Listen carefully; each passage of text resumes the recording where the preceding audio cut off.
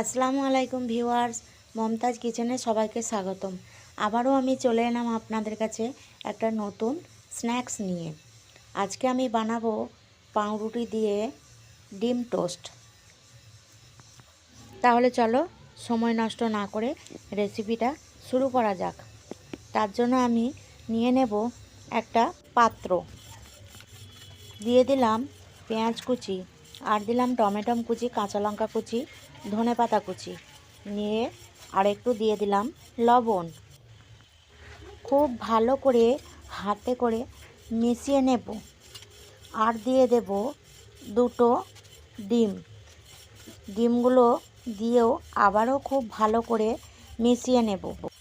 মেশানো হয়ে গেছে।